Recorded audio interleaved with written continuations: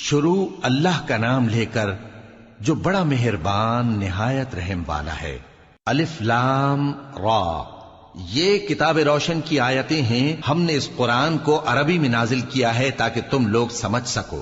اے پیغمبر، ہم اس قرآن کے ذریعے سے جو ہم نے تمہاری طرف بھیجا ہے تمہیں ایک نہایت اچھا قصہ سناتے ہیں۔ بادشاہ نے کہا کہ میں نے خواب دیکھا ہے، دیکھتا کیا ہوں کہ 7 موٹی گائیں ہیں جن کو 7 دبلی گائیں کھا رہی ہیں، اور 7 خوشے سبز ہیں اور 7 خشک۔ اے درباریو، اگر تم خوابوں کی تعبیر دے سکتے ہو تو مجھے میرے خواب کی تعبیر بتاؤ۔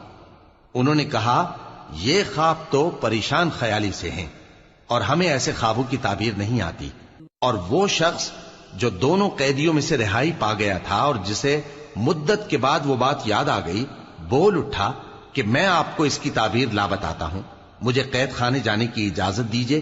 غرض وہ یوسف کے پاس آیا اور کہنے لگا، یوسف، اے بڑے سچے یوسف، ہمیں اس خواب کی تعبیر بتائیے کہ 7 موٹی گایوں کو 7 دبلی گائیں کھا رہی ہیں، اور 7 خوشے سبز ہیں اور 7 سوکھے، تاکہ میں لوگوں کے پاس واپس جا کر تعبیر بتاؤں۔ عجب نہیں کہ وہ تمہاری قدر جانے۔ انہوں نے کہا کہ تم لوگ 7 سال متواتر کھیتی کرتے رہو گے، تو جو غلہ کاٹو تو تھوڑے سے غلے کے سوا جو کھانے میں آئے باقی کو خوشوں میں ہی رہنے دینا۔ پھر اس کے بعد خشک سالی کے 7 سخت سال آئیں گے کہ جو غلہ تم نے جمع کر رکھا ہوگا وہ سب کو کھا جائیں گے، صرف وہی تھوڑا سا رہ جائے گا جو تم احتیاط سے رکھ چھوڑو گے۔ پھر اس کے بعد ایک ایسا سال آئے گا کہ خوب مے برسے گا اور لوگ اس میں رس نچوڑیں گے۔ اور یہ تعبیر سن کر بادشاہ نے حکم دیا کہ یوسف کو میرے پاس لے آؤ۔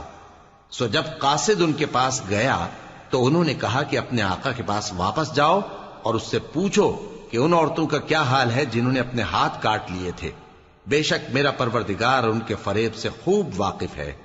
بادشاہ نے عورتوں سے پوچھا کہ تمہارا کیا قصہ تھا جب تم نے یوسف کو اپنی طرف مائل کرنا چاہا؟ سب بول اٹھیں کہ اللہ پاک ہے، ہم نے اس میں کوئی برائی معلوم نہیں کی۔ عزیز کی بیوی نے کہا، اب سچی بات تو ظاہر ہو ہی گئی ہے، اصل یہ ہے کہ میں نے اس کو اپنی طرف مائل کرنا چاہا تھا اور وہ بے شک سچا ہے۔ یوسف نے کہا کہ میں نے یہ بات اس لیے پوچھی ہے کہ عزیز کو یقین ہو جائے کہ میں نے اس کی پیٹھ پیچھے اس کی امانت میں خیانت نہیں کی، اور اللہ خیانت کرنے والوں کی چال کو چلنے نہیں دیتا۔ اور میں اپنے آپ کو پاک صاف نہیں کہتا، کیونکہ نفس امارہ انسان کو برائی ہی سکھاتا رہتا ہے، مگر یہ کہ میرا پروردگار رحم فرمائے، بے شک میرا پروردگار بخشنے والا ہے، مہربان ہے۔ اور بادشاہ نے حکم دیا کہ اسے میرے پاس لاؤ، میں اسے اپنا مصاحب خاص بناؤں گا۔ پھر جب ان سے گفتگو کی تو کہا کہ آج سے تم ہمارے ہاں صاحب منزلت ہو اور صاحب اعتبار ہو۔ یوسف نے کہا، مجھے زرعی پیداوار پر مقرر کر دیجئے، کیونکہ میں حفاظت بھی کر سکتا ہوں اور اس کام سے واقف بھی ہوں۔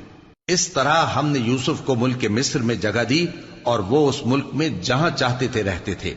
ہم اپنی رحمت جس پر چاہتے ہیں کرتے ہیں اور نیکوکاروں کے اجر کو ضائع نہیں کرتے، اور جو لوگ ایمان لائے اور ڈرتے رہے ان کے لیے آخرت کا اجر بہت بہتر ہے۔